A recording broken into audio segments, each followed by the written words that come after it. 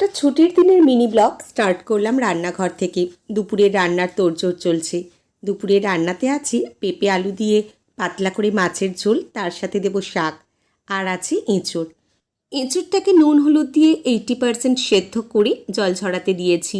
তেলে দিয়ে দিয়েছি এঁচোড়ের জন্য কাটা আলু ভাজতে। এর মধ্যেই পাতলা করে মাছের ঝোল আমার হয়ে গিয়েছে। চলো এঁচোড়টা করে নেওয়া যাক। গোটা গরম মশলা আর সাদা জিরে ফোড়নে দিলাম পরিমাণ মতো। এবার একে একে পেঁয়াজ, রসুন বাটা, আদা বাটা আর আছে লঙ্কা বাটা একে একে দেওয়ার পর ভালো করে কষিয়ে নিয়ে আগে থেকে ভেজে রাখা এঁচোড় আর আলু দিয়ে দিলাম কড়াতে। এরপর ভালো করে নাড়িয়ে চাড়িয়ে কষিয়ে নিয়ে উষ্ণ গরম জল দিয়েছি। বেশি জল দেব না, কারণ তরকারিটা হবে একটু মাখা মাখা। এই যে তরকারি প্রায় হয়ে এসেছে। গরম মশলার গুঁড়ো দিয়ে দিয়েছি আর তার সাথে সামান্য একটু ঘি। ব্যাস, এঁচোড় রান্না কমপ্লিট। খেতে কিন্তু মন্দ হয়নি।